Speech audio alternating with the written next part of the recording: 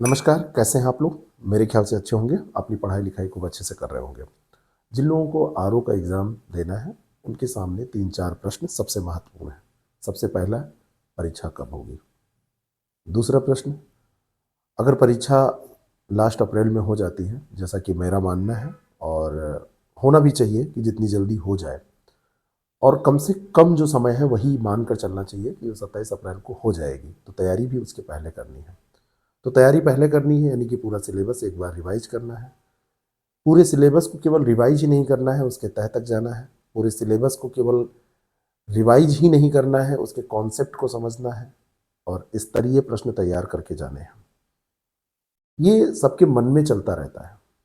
कोई भी कैंडिडेट जो फॉर्म डाल के आता है, वो यही सोचता है कि हमारा जब एग्ज़ाम होगा, हमारी जब परीक्षा होगी, तो उसमें प्रदर्शन हमारा सबसे उत्कृष्ट होगा। वो पढ़े या ना पढ़े, प्रदर्शन उत्कृष्ट करने के बारे में वो सोचता ज़रूर है। और ये सोचने के बाद में सफल वही होता है जो इस पर कुछ ध्यान केंद्रित करके, कुछ योजनाएं बना के, कुछ रणनीतियां बना के, कुछ प्रयास करता है कि हाँ, चलो कुछ कर लेते हैं, पढ़ भी लेते हैं। क्योंकि कहा गया है ना कि सबसे आसान होता है सपने देखना, उससे भी आसान होता है उसके बारे में योजना बनाना। आपको सलाह चंद बहुत सारे मिल जाएंगे, लेकिन जब उसको अमली जामा पहनाने की बारी आती है तो ऐसे लोगों की संख्या बहुत कम होती है। इसीलिए फॉर्म पढ़ते हैं 10 लाख, प्रीलिम्स पास करते हैं कितने लोग, हजार में पहुंच जाती है संख्या, 10-15 हज़ार, 15 हज़ार लोग, और फाइनल सिलेक्शन होता है 500 कुछ लोगों का। तो इसलिए प्रारंभिक परीक्षा बहुत महत्वपूर्ण हो जाती है कि पहले पड़ाव में आप पास करके मुख्य परीक्षा देंगे, और मुख्य परीक्षा इसलिए महत्वपूर्ण हो जाती है कि फाइनल आपका सिलेक्शन उसी से होता है। तो ऐसा क्या किया जाए कि आप अंग्रेजों का बसाया हुआ कुछ ये शहर भी, कुछ ब्रिटेन की ये गलियां और कुछ उनकी ही दी हुई ऐसी बिल्डिंग जहां पर बैठकर आप काम कर पाएँ, जिसको सचिवालय कहते हैं। अलग अलग इसके भवन है। किसी दिन, एक दिन मैंने ये फोटो जब आपको दिखाई थी तो किसी ने कमेंट किया था कि अरे सर, ये विधानसभा है। उसी के अंग है जो सचिवालय है, उसी के आसपास सारे भवन, गांधी, बापू सब आसपास ही हैं। और उसमें आप देखेंगे बहुत बड़ा प्रांगण है, और जब आप यहाँ खड़े होते हैं तो आप लगता है कि आप कहीं विदेश में हैं। पूरा हजरतगंज ही ऐसे लगता है। ये रोड भी ऐसे ही लगती है, इतना बढ़िया उसको बनाया गया, सजाया गया है, चौड़ी चौड़ी रोड है, तो ऐसे लगता है। तो मुद्दा ये है कि ये री एग्जाम से पहले संपूर्ण सिलेबस का रिवीजन कैसे करें, और इस सिलेबस को अगर हम बांटें तो दो भागों में हम इसको बांट सकते हैं। एक सिलेबस आपका जीएस का है और दूसरा इसका हिस्सा है हिंदी का। ठीक है ना? अब ये दो भाग हैं, हिंदी और जीएस। अब इसको हम कैसे पूरा करें, पूरे संपूर्ण सिलेबस को कैसे रिवाइज करें? कुछ लोग आपको मिल जाएंगे कि किताबें हमने ये पढ़ी थी, हम सेलेक्ट हुए थे, तो आप भी ये किताबें पढ़ लें। और किताबों की एक लिस्ट दे दी जाएगी कि इसमें हमने ये किताब पढ़ी थी, ये किताब पढ़ी थी, वो पूरी बुक लिस्ट थमा दी जाएगी। वो संभव ही नहीं है, बिल्कुल संभव नहीं है, कहीं दूर दूर तक संभव नहीं है। दूसरे लोग मिलेंगे जो कहेंगे कि कुछ करना ही नहीं है, पुराने पेपर देख लो, चले जाओ, कोई भी पुराने पेपर की किताब खरीद लो, उसमें कई किताबों के नाम आप जानते हैं। कोई कहेगा कि घटना चक्र ले लो, कोई कहेगा शिल्पी वाली बड़ी अच्छी आई है, कोई कहेगा यूथ की बड़ी अच्छी आई है, उसको ले लो, उसको करके चले जाओ। लेकिन जो पेपर का नया पैटर्न है उसमें किताबें और केवल ये पुराने प्रश्न पत्र केवल केवल नहीं काम आएंगे, काम आएगा दोनों का मिश्रण। मैं कदापि नहीं कहता हूं कि अब पुराने प्रश्न पत्र नहीं देखने चाहिए। मैंने दर्जनों वीडियो में ये बात कही है कि पुराने प्रश्न पत्र उतने ही कारगर हैं जितने की कारगर अन्य समय में थे, पहले थे, अभी भी उतने ही कारगर हैं। लेकिन मैं इस चीज के पक्ष में कदापि नहीं हूं कि आप केवल पुराने प्रश्न पत्र देखकर परीक्षा भवन में प्रवेश कीजिएगा जिससे कि आपका पेपर पास हो जाएगा। ऐसा मैं बिल्कुल आपको कोई भी दूर दूर तक सलाह नहीं देने वाला हूं। आपको अब दोनों के मिश्रण को लेके चलना पड़ेगा, कुछ पुराने सवाल भी, कुछ नए सवाल भी, और ये हिंदी में भी आपको करना पड़ेगा क्योंकि जीएस में एक निश्चित सीमा तक आप अपने अंक को बढ़ा सकते हैं, अपना स्कोर सुनिश्चित कर सकते हैं। उसके बाद में हिंदी ही है जो आपको आरओ के एग्जाम में सफलता दिलाएगी। समीक्षा अधिकारी बनना है तो प्रीलिम्स और मेंस दोनों, प्रारंभिक और मुख्य परीक्षा दोनों के लिए हिंदी को तो तवज्जो देना ही पड़ेगा निश्चित तौर पर। अब क्या हो सकता है, क्या हम तरीका अपनाएं कि इसको पूरा रिवाइज करें? देखिए, आपका जो सिलेबस है, जो पाठ्यक्रम है, आज मैं सिलेबस आपको दिखाने वाला नहीं हूँ, टाइम ज़्यादा लग जाता है तो आप लोग थोड़ा सा बोर होने लगते हैं। सिलेबस को आप, जैसे एक कहते हैं ना कि एक कहावत है कि अ, एक बड़ा सा हाथी लोगों ने जंगल में शिकार किया और उसको मारा। अब उसको खाना था तो कहे कि अरे इसको किधर से शुरू करें, और ये तो बहुत दिन चलेगा, तब तक सड़ जाएगा मांस। तो उसमें ये हुआ कि ऐसा करते हैं कि आज हम लोगों ने हाथी मारा है तो पूरे गांव में बांट देते हैं, है ना, और फिर कल वो मारेंगे तो हमको मार देंगे। तो इसी तरीके से ये 2-2 3-3 दिन चलेगा, ख़त्म होता रहेगा। यानी कि बड़ी चीज़ों को अगर आपको जल्दी समाप्त करना है तो उसको खंड में बांटना पड़ता है। तो हाथी अगर मार लिया है तो उसको बांट के खाने की बात वो लोग करते हैं। अब आप कहेंगे कि हाथी मारने की ज़रूरत क्या है, तो आप बड़ा गलत बोल रहे हैं। ये कहावत है, मुहावरा है, इस तरीके की बातें चलती रहती हैं, लोकोक्तियाँ हैं। तो उसके चक्कर में ना पड़िए, केवल ये समझिए कि ये जीएस के सिलेबस को, जो एक विराट सिलेबस है, एक बड़ा सिलेबस है, उस पाठ्यक्रम को आप क्या करिए, खंडों में बांट दीजिए, खंड में इसको तोड़ दीजिए। जैसे इसमें इतिहास है, हिस्ट्री है, इसमें आपका ज्योग्राफी है, इसमें आपका साइंस है ना, इसमें आपका पॉलिटी है ना, आपका इकोनॉमी है, ऐसे आपका इन्वायरमेंट है, आपका यूपी स्पेशल है, करंट अफेयर है। अब इसको तोड़िए, तो ये तो सब्जेक्ट तोड़ा गया। अब हिस्ट्री को भी मैं चाहता हूँ कि इसको आप कई भागों में बांटिए। हिस्ट्री में प्राचीन भारत का इतिहास, इसको 3 भागों में मुख्य तौर पर आपने बांटा कि एक एंशियंट बांट दिया, एक मेडाइवल बांट दिया और एक मॉडर्न बांट दिया। इन 3 भागों में बांट दिया। तो आप कहेंगे तो इससे क्या हो गया, ये तो हम लोग जानते ही हैं। अब इसके बाद जो मैं बता रहा हूँ वो बहुत ज़्यादा इंपॉर्टेंट है। अब एंशियंट को आप बांटना चालू करिए और देखिए कि इसमें कहाँ से सबसे ज़्यादा वेटेज है, कहाँ से प्रश्न सबसे ज़्यादा बहुतायत मात्रा में हर बार आपके प्रश्न पत्र में मिलते हैं आपको। तब पता चला हिस्ट्री को आपने तोड़ा तो उसमें कुछ आपको मिला कि बौद्ध, जैन, वैदिक, इन सब से प्रश्न पूछे जाते हैं। मौर्य, मौर्योत्तर, गुप्त से प्रश्न पूछे जाते हैं। संगम काल से प्रश्न पूछे जाते हैं। आप ज्योग्राफी में आए, वहाँ पे आपने देखा तो पता चला कि आपकी कृषि से प्रश्न पूछे जाते हैं, खनिज से प्रश्न भारत के पूछे जाते हैं, जलवायु से प्रश्न पूछे जाते हैं।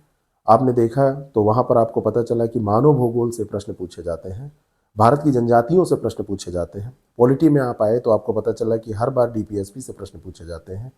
आपसे जब बार बार मुलाकात हो रही है उन प्रश्नों की जिनका संबंध है राष्ट्रपति से, आपसे मुलाकात हो रही है जो अधिकरणों से संबंधित प्रश्न हैं, संस्थाओं से संबंधित प्रश्न हैं। आप इकोनॉमी में आए तो पता चला कि आपसे आय से संबंधित प्रश्न पूछे जा रहे हैं, रेपो रेट से पूछे जा रहे हैं, इन्फ्लेशन से प्रश्न पूछे जा रहे हैं। आप इन्वायरमेंट में आए तो आपसे पता चला कि एक्ट से प्रश्न पूछे जा रहे हैं। तो ऐसे पूरे सिलेबस को तोड़ दिया और तोड़ने के बाद में उन टॉपिक्स को पढ़ के और फिर तैयार करना शुरू कर दिया। तैयार कैसे करेंगे? टॉपिक केवल पढ़ने से कभी तैयार नहीं होता है। टॉपिक को पढ़ने के बाद में उस पर प्रश्न करने होते हैं, तब उसकी तैयारी होती है ना। तो आपने टॉपिक पढ़ा, मान लीजिए कि आपने सारे एक्ट पढ़ डाले। अब आप देखिए उन पर प्रश्न करके कि उन पर प्रश्न जो पूछे जाते हैं या पूछे गए हैं या पूछे जाने वाले हैं।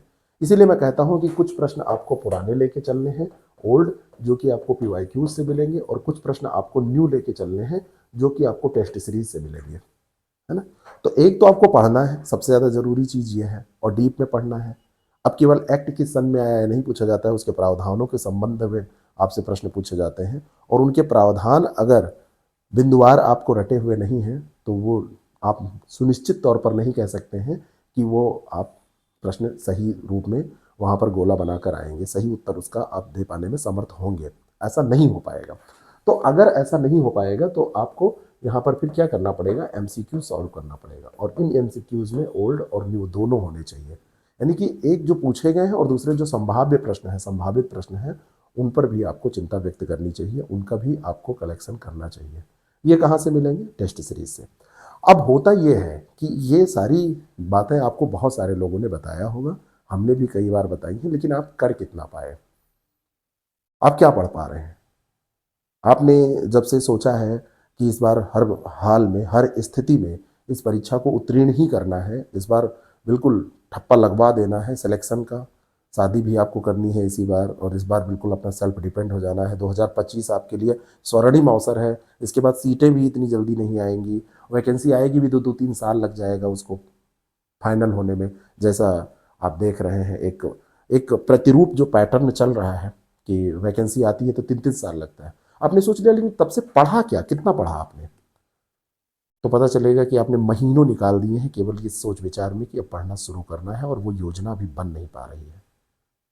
ठीक है, तो ऐसी ही योजनाओं के लिए, जैसे हम लोगों की टीम होती है, हम लोग होते हैं, ऐसी ही योजनाओं के लिए यहाँ पर खड़े होते हैं। ठीक है ना। हम लोग क्या करते हैं, जैसे ये सारा काम जो आप ये तोड़ने और मड़ोड़ने का काम आप कर रहे थे, हमने ये सिलेबस पूरा तोड़ दिया। इतिहास को तोड़ा, भूगोल को, विज्ञान को, राज व्यवस्था को, फिर भारतीय अर्थव्यवस्था को, फिर पर्यावरण, यूपी स्पेशल, फिर इतिहास, फिर भूगोल, विज्ञान, और हमने तोड़ तोड़ के आपके लिए शेष बचे दिनों के आधार पर लगभग 84 दिन का एक प्लान बनाया। और इन 84 दिनों के प्लान में हमने हर हफ्ते में 2 छुट्टियां रखी, बृहस्पतिवार रविवार, जिससे कि आप रिवीजन कर सकें, और इसको पूरा तोड़ा। आप इसको ले लीजिए, आप इसके अकॉर्डिंग पढ़िए, आप इसको ले लीजिए, इसके अकॉर्डिंग पढ़ के और फिर पेपर सॉल्व करिए, क्वेश्चन को सॉल्व करिए। और अगर आपसे ये हो जा रहा है, हर टॉपिक पर आपने 100 50 क्वेश्चन कर लिए, तो 60 दिनों में हिंदी इधर और जीएस इधर आपने हजारों क्वेश्चन तैयार कर डाले और पूरा सिलेबस आपने रिवाइज कर डाला। ये स्केड्यूल अगर आपको मिल जाए तो बड़ा बढ़िया हो, और अगर इस स्केड्यूल के साथ इस पर टेस्ट भी डेली मिल जाए, आप कहाँ खोजते फिरेंगे, आपको इधर उधर भटकना पड़ेगा। आपको अगर डेली टेस्ट भी मिल जाए तो और अच्छा हो। आप केवल पढ़ने का काम करिए, बाकी काम हमारे ऊपर छोड़ दीजिए।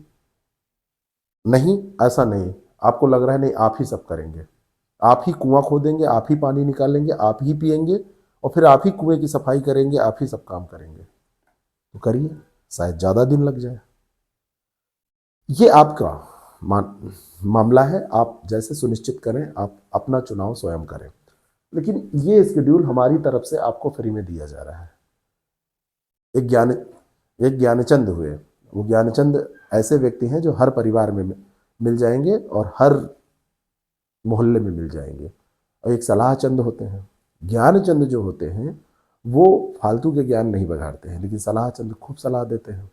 तो ज्ञानचंद की वैल्यू रहती है, सलाह चंद की नहीं होती है। मैं भले ही सलाह चंद यहाँ पर हूँ, लेकिन ये आपके भलाई के लिए है कि आप ज्ञानी बन जाए, आप ज्ञानचंद बन जाए। तो ये द सक्सेस प्रेप ऐप पर है, आप जाइए, इसको डाउनलोड कर लीजिए और आप इसके अकॉर्डिंग चलिए। और अगर आप चाहते हैं कि नहीं, हमको इस पर केवल यही नहीं चाहिए, हमको तो चाहिए कि इस पर हम टेस्ट भी दें, तो हमारे पास इसका पूरा प्रोग्राम है, ये 84 दिन का। जैसे हमने इसको बाइफरकेट किया है, जैसे तोड़ा है, उस पर हम आपसे पढ़वा के फिर टेस्ट भी ले रहे हैं। जीएस का अलग, हिंदी का अलग, एक सुबह टेस्ट होता है और एक शाम को टेस्ट होता है, सुबह 9 बजे, शाम को 9 बजे। आप इसी बहाने पूरा सिलेबस पढ़ डालेंगे। जो 6-7 महीने में नहीं कर पाए ना, वो 60 दिनों में होगा। 84 दिन में 60 दिन काम करना है, 60 दिन पढ़ना है, बाकी रिवीजन भी करना है। 24 दिन वो रिवीजन के लिए, बीच बीच में 2-2 दिन आपको जो मिलेंगे, इसको ज्वाइन करिए। आपकी उम्मीदों पर बिल्कुल खरे उतरने वाले प्रश्न, आपकी उम्मीदों पर सिलेक्शन वाले जो प्रश्न होते हैं, जो हर हाल में लगेगा कि हाँ यहाँ से उम्मीद है, ये उम्मीद बन पा रही है, वो प्रश्न आपको इसमें मिलेंगे। आप इसको ज्वाइन कर सकते हैं। इससे भी ज़्यादा वो है, अगर आप पढ़ भी नहीं पा रहे हैं, आपको लग रहा है कि नहीं हम पढ़ ही नहीं पा रहे हैं, तो टेस्ट क्या देंगे। हमारे पास एक मुमकिन बैच है।